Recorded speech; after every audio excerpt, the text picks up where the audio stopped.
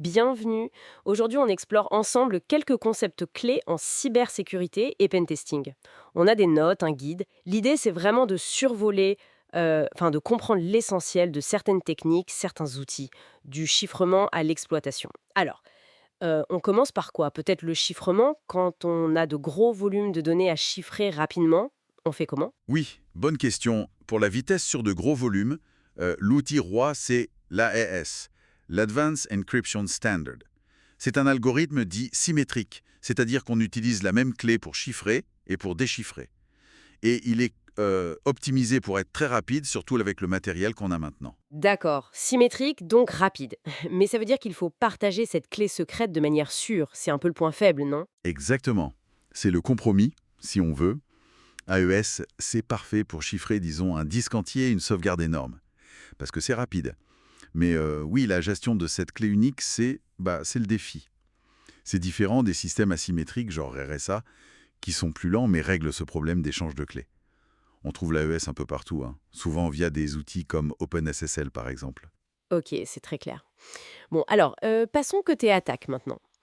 Une fois qu'un pirate réussit ce qu'on appelle une Remote Code Execution, une RCE, donc il peut exécuter son code sur une machine cible, qu'est-ce qui se passe après? C'est là que les choses sérieuses commencent, j'imagine.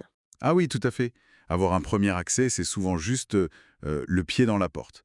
La première chose, c'est généralement d'envoyer ce qu'on appelle le payload. C'est le code qui va vraiment faire le travail pour l'attaquant.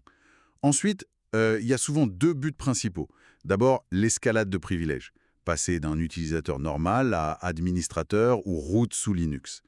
Et deuxièmement, la persistance. La persistance pour pouvoir revenir plus tard, c'est ça? Même si la machine redémarre. C'est exactement ça. Une technique classique, c'est le reverse shell. Là, c'est la machine compromise qui va elle-même se connecter à l'attaquant. Ça passe souvent mieux les pare-feux. Ah oui, malin. Oui, ou alors, plus simple, mais parfois plus détectable, installer un service caché, quelque chose qui se lance tout seul au démarrage. Et pour être encore plus discret, il y a des techniques avancées. Par exemple, injecter le code directement dans la mémoire d'un processus légitime.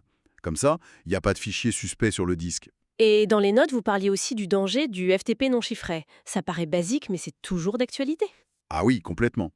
Si un service comme FTP n'utilise pas de chiffrement, genre TLFSL, eh bien les mots de passe et les identifiants circulent en clair sur le réseau. N'importe qui sur le même réseau peut les voir avec des outils très simples. Et une fois qu'un attaquant a ces identifiants, il peut souvent accéder à d'autres machines. C'est ce qu'on appelle le mouvement latéral. D'accord. Et justement, les mots de passe, comment on fait pour les casser? Pour retrouver le mot de passe original à partir d'une empreinte? Alors, il y a deux contextes principaux. D'abord, ce qu'on appelle le cracking en ligne.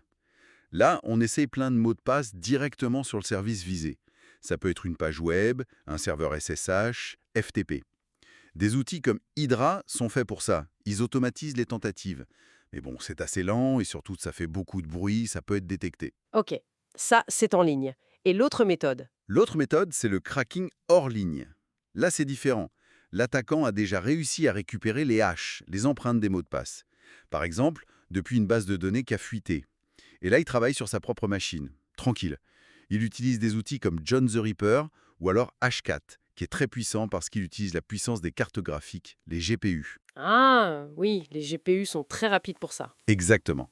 C'est beaucoup plus rapide que le cracking en ligne et surtout, c'est totalement invisible pour la cible. On entend souvent parler de Metasploit dans le monde du pentesting. C'est un peu la référence, non? C'est quoi au juste? Metasploit, oui. C'est un framework, une sorte de boîte à outils géante pour les tests d'intrusion et l'exploitation de vulnérabilités.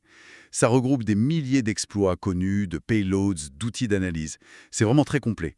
Et Armitage, que vous mentionniez peut-être aussi, c'est une interface graphique pour Metasploit. Ça le rend plus visuel, plus facile à utiliser pour attaquer plusieurs machines en même temps, par exemple. Et on peut échapper aux antivirus avec ça? J'imagine qu'ils connaissent les signatures de Metasploit. Oui, alors Metasploit intègre ce qu'on appelle des encodeurs. Leur rôle, c'est de modifier l'apparence du payload, du code malveillant, sans changer ce qu'il fait. Le but, c'est justement d'éviter d'être reconnu par les signatures des antivirus. C'est un peu le jeu du chat et de la souris, quoi. Et bien sûr, à côté de ça, il y a plein d'autres techniques. L'ingénierie sociale, manipuler les utilisateurs, ça reste hyper efficace. le brute force dont on parlait pour les mots de passe, le scan de vulnérabilité, bien sûr, avec des outils comme Nmap pour voir ce qui est ouvert sur le réseau, quel service tourne, quel OS. Nmap est essentiel pour la reconnaissance. Nmap, oui, un classique. Tout à fait. Et puis, il y a des techniques pour être plus furtif sur le réseau, masquer son adresse IP, ce qu'on appelle l'IP spoofing, ou fragmenter les paquets de données pour essayer de tromper les systèmes de détection d'intrusion. Et localement, sur un réseau d'entreprise, par exemple, il y a l'ARP poisoning. Ça permet de se mettre au milieu de la communication entre deux machines pour écouter ou modifier le trafic. C'est une attaque man in the middle. D'accord, ça fait beaucoup d'outils et de techniques. Comment tout ça s'organise dans un test d'intrusion, un pentest typique? Il y a des étapes? Oui, en général, on suit une méthodologie assez standardisée. Ça commence par la reconnaissance au SINT, on collecte le maximum d'informations sur la cible. Ensuite, le scan ou mapping, on cherche les points d'entrée potentiels, les ports ouverts, les services vulnérables. Après vient l'exploitation, on utilise une faille pour obtenir un accès. Puis la post-exploitation, on essaye d'élever ses privilèges, de maintenir l'accès, d'explorer le réseau. Et enfin, très important, le rapport. On documente tout ce qu'on a trouvé et on fait des recommandations. Et les failles Zero Days, on en entend parler parfois? Ah, les Zero Days. Oui, ça c'est une vulnérabilité qui est inconnue du public et surtout de l'éditeur du logiciel. Donc il n'existe pas encore de correctif, de patch. C'est un peu le Graal pour un attaquant et le puce cauchemar pour un défenseur. L'escalade et la persistance, comment on casse les mots de passe en ligne ou hors ligne avec des outils comme Hydra ou H4, l'importance de Metasploit et Armitage, et enfin les phases d'un pentest.